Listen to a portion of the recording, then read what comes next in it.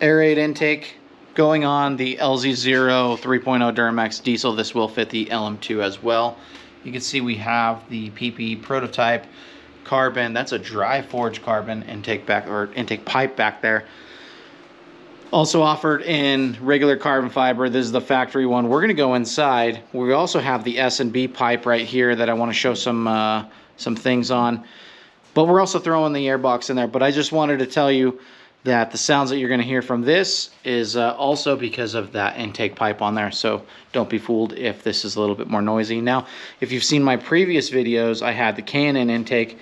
And what that is, it's the exact same airbox as what I have on this Airaid, but this element is open on the top. So what you're doing is you're getting all hot air from the engine bay sucked into the intake at idle, and then when you're cruising, it's actually a little bit higher than ambient. So what we're hoping for on this one is it's a sealed box. It's a hard lid, and we're no longer gonna have that on there. But the other addition is I went to a dry filter, so there's no more oil, which eliminates the risk of getting oil contamination on the mass airflow sensor right here. So it's winds all over the place, and we'll get sound clips. So let's get into this. All right, so what I want to do first is compare these. This is the prototype pre-production piece right here from PPE. These are coming out in the very near future. This is the S&B right here. This is the factory one. So what we're gonna do, we're gonna go inside and we're gonna look at all the baffling inside there. I want to show you something inside this one. There's actually a wall right here. So instead of it flowing smoothly around here, this is actually all open. And I don't know if I realized that before, but you can see the airflow is going to be flowing nice and smooth right here into this wall, which creates a little bit of turbulence, I'm assuming. So in all honesty, when I put this pipe on there, it felt noticeably different over the S&B, and the S&B was noticeably different over the factory one. So I really like this, and it's going to pair very well with the Airaid over there. Steps that are going to be taken next are the still and scoop is going to be taken off, latch, we're going to take out the air box, and then we'll start dropping it in place.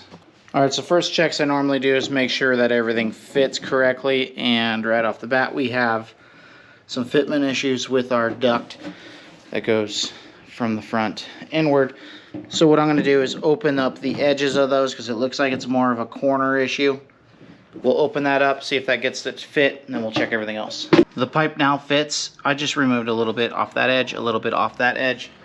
What I used, just a little deburr. So just clean it up a little bit. I'm gonna clean out the inside of this so that way it's all good. But this pipe now fits in there, and that's critical. Now what we're gonna do is, again, clean this up, and then we're gonna install the box or assemble it completely, and then we'll install it. I like to install these completed. The box is ready to go on, so we just smash it into the camera and the truck. So these bolts lined up perfectly, the holes were lined perfectly. What I did was installed the air filter adapter piece. Well, I set it up there and then had the rubber little gasket there hold it in place while I set this pipe on, put the bolts in. Again, everything was lined up perfectly nice. Everything's good. So now I got a little bit of soapy water on the inside of the boot here. I did install the boot on the pipe, so now we're just going to drop in, slip it onto there, bingo bango. I must mention these little grommets right here come off the stock air box. I don't put these on this box until I get it this far. So the box is set in place. Now I'm going to reach in the back and I'm going to install these on there, slip them into place, and then get everything situated. This could not have gone on any better. I mean, I kid you not, this fell in place just nicely. This is slipped onto the boot. There's room around the back side underneath. It's not touching the intake. I do need to install the mass airflow sensor adapter. I need to clean my mass airflow sensor first just because I want it perfect for the dry filter. But the grommets in the back fit very nice. This bolt or stud lined up just perfect. Air filter is installed. We have the mass airflow sensor. Note the orientation of it. I also have this pulled a little bit more so that way there's no like tugging on the mass airflow sensor connector itself. Now let me show you the lid differences. So this is our K&N lid, right? So what I'm referring to is if you buy the K&N kit, it's basically the same thing but just a different colored air filter in there, and you can get wet or dry. Like I have the dry here, I believe, don't quote me on that, but in my case I went with the dry with the Airaid, and I did have the oiled or the dry option on there. So I did clean off the mass airflow sensor. That's all set. Everything's good. Back to this. This is the lid. This is the difference between the K&N. If you look at the dyno sheets on the K&N versus the Airaid, they actually use the same truck, same stock profile, and then they're just a little bit different. So the Airaid actually underperforms the K&N, and that's probably because of this open setup right here. And what that is just this lid. So you can see it's just this foam covering, and that's all hot air being pulled in. And when you're driving, it's really not that big of a deal. But remember, hot air comes from the turbocharger, and the charge air cooler cools it down. So the cooler air you can get through here, the less work that the charge air cooler has to do. So that way it can work at its optimum. Now let me grab the Airaid lid.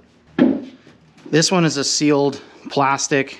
It's going to get a little bit of hot air in there, I'm guessing, because there's no like gasket here, but nothing like what you're gonna see on the K&N lid. So now that's there. And again, these aren't open. Initially, I thought, looking at the pictures, that these were going to be open. They're not. So that's all sealed. No hot air from there. Only air is coming from the front of the vehicle, from the duct that goes in. But this is it right here. This looks pretty cool, actually. There we are, fully installed right here. I want to give you a little bonus tip. These little guys right here, these little bumpers for the hood, those fall off really easily. If you're like me and you lean over, which you kind of have to get to the back, and you'll knock those off. They come off super easy. And what will happen is they fall down in there, and then they're hard to find. So I take them off before I do any work and just set them on the bench. But take those off before you do any work. All right, let's go ahead and fire this up.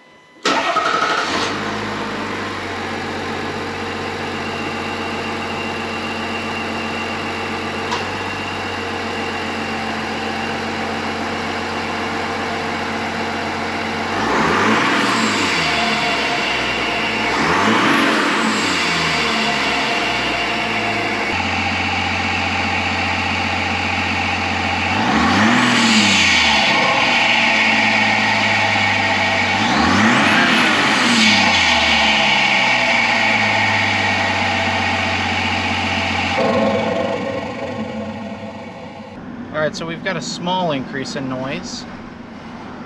Definitely nothing like the K&N. Nothing noticeable as far as throttle response goes. I mean, I noticed my best increase when I installed the PPE pipe. I'm really not seeing much of a difference on this right now. I will be doing long-term testing with this, so that way we can see if there's any change in the fuel mileage as well as performance overall anywhere. Definitely looking forward to using this intake, because I do believe that this will provide the best increase, if any. All right, let me just say, don't go buying intakes to increase your fuel mileage 1, 2, 3 miles per gallon. It's just not going to happen. Realistically, I've tested all of the intakes and none of them showed a mile per gallon increase. Most of them showed a decrease.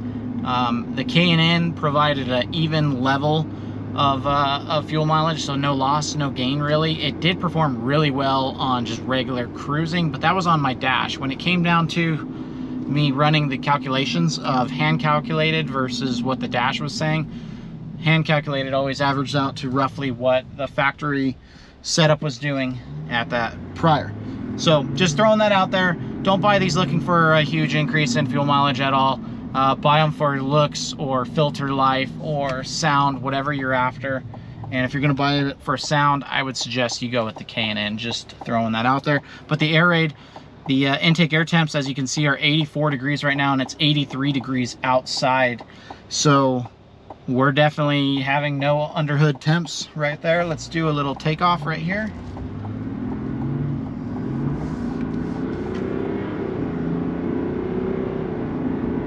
Smooth, no crazy surging or anything, and I mentioned that because the S&B, after I installed it, I did notice a little bit of surging every once in a while.